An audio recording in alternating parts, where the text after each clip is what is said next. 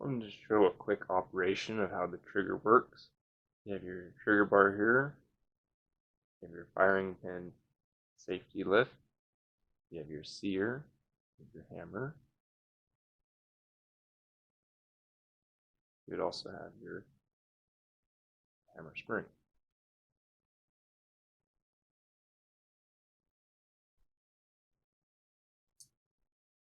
You can see as this is pulled forward, hooks here and pushes this.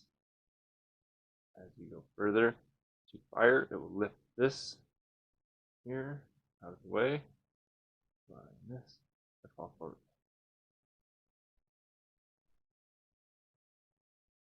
You wanted to shorten your reset, you would build material onto the back of this lever here, so that when it was in this space, it didn't have this extra travel. You'd fill this space. They can only go boom.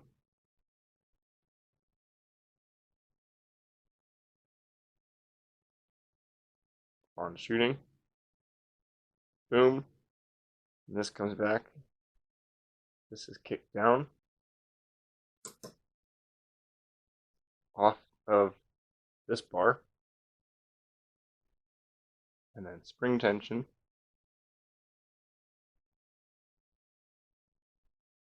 creates the reset. In order to make your pistol work more reliably, again, if you want to make your trigger lighter, frame pinches it here and here. Then it's pushed right here. You can come in and just slowly cut out those sides and take your time with it. Make sure not to overdo it. That is going to reduce your overall trigger pull. Now I recommend just stand a little bit off the top here just to relax those curves a little bit, and then sand out your side. That's going to lighten your trigger a lot. But then also just doing a light polish off of here. If you do this on your own, you want to hold it square. Put it on like a piece of glass. Take your sandpaper and put it on something really hard and flat, like a piece of glass. And then hold it straight up in the air and drag. And drag.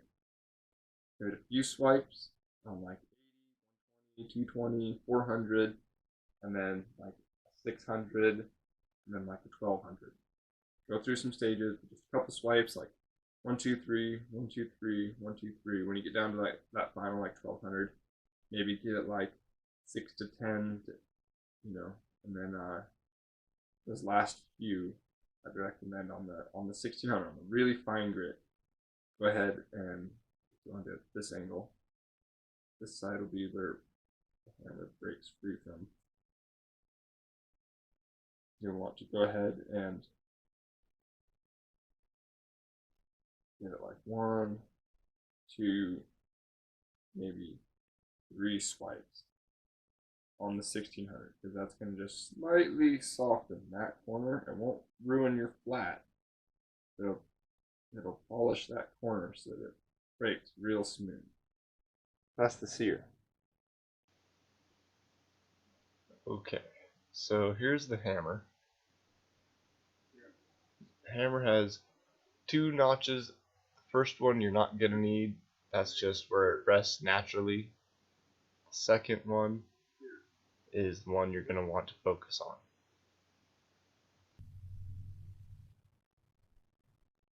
This face needs to be sanded smooth. I basically take a piece of sandpaper in here like this.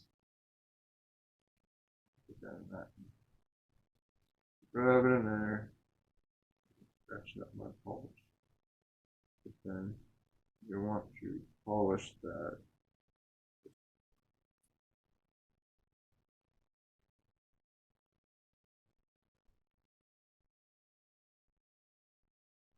Okay. Then you got this lift bar. And this is pulled, that lifts up and clears the hammer safety. Now, because these parts do touch and they do roll, you'll want to polish this face slightly. You'll want to polish this face slightly. Now, I would also recommend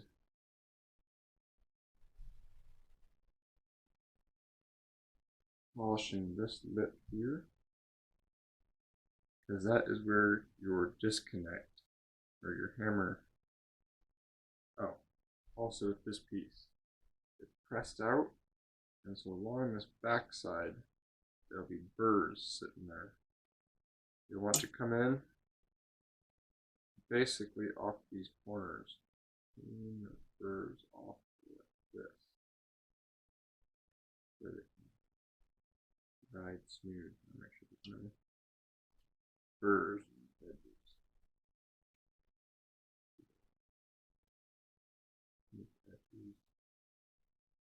Here.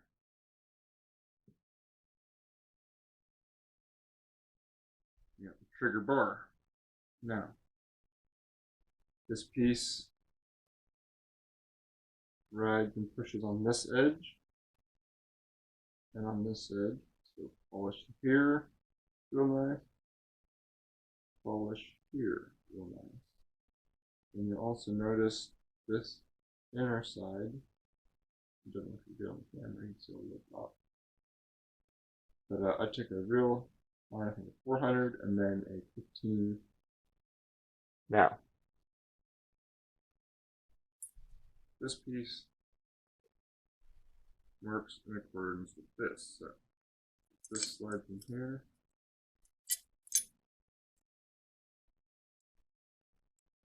That's going to ride back and forth.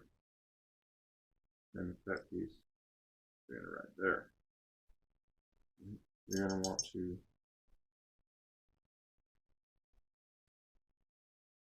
polish everywhere that touches here.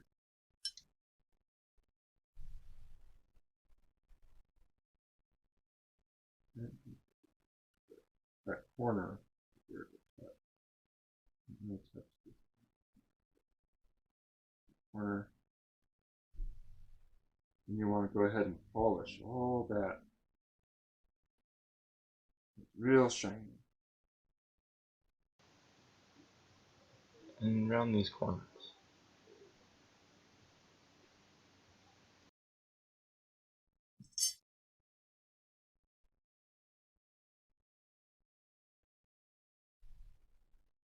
Your hammer will ride on this thing, along this top edge. Now, I didn't go too far into it, but you'll want to polish where it rides. Polish right here, polish right there. I didn't do the whole face. I noticed it just hits right on that edge, and just polish that.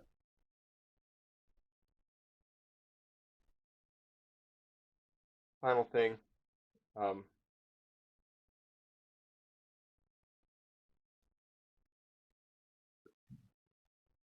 so there's the pen. You have this. This is your magazine safety disconnect, whatever. Goes in there. When your magazine comes up, it touches this edge here. You'll rotate it out of the way so that your trigger can travel all the way up.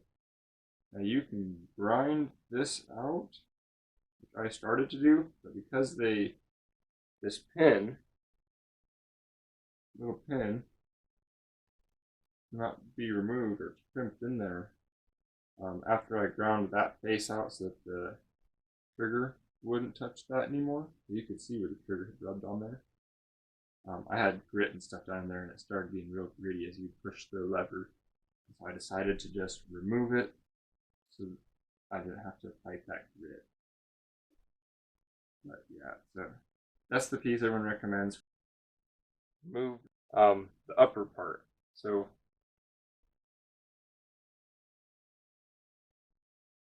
polish the guide rod so that it rides nice and smooth. On the barrel, you have this thing. I noticed the very first day I had my pistol, I dropped it. And this little sucker bounced out and then wouldn't go back in. You want to figure something out. Instead, you want to go in, cut this edge.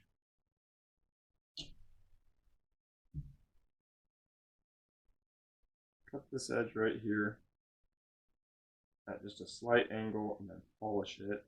And if that one, cut it, polish it, and then these top edges here. This will help if it ever does get knocked out, it will automatically find its way home.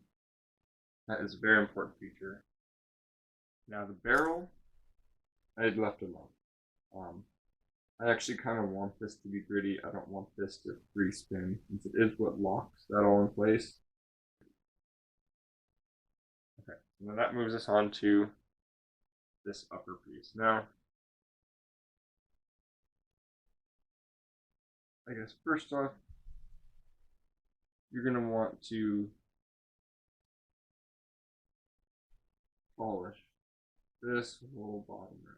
So that hammer's going to right here and then right and then back to it. I'm going to polish that real nice. Polish that real nice. You'll also notice this place here isn't flat. Mine had a bump right there. It's been a long time polishing that smooth. So that was nice. Straight run. Now, that being said, on this piece, there's a little bar that rides right here. Now, if you want to lighten your trigger, remove this. Everyone says that other one. In my opinion, remove this. You have to fight this spring tension as your trigger is being pulled, as it's riding in those other cavities. And this is not necessary. If you remove this, you are going to pull a small significance, not very much, but when you look at, if you go to file these out, or if you're trying to reduce the weight in your pistol, this is a significant piece of weight that you can remove to increase reliability in function. And so we'll remove that, pull that out. Okay. That gets me on to the firing pin.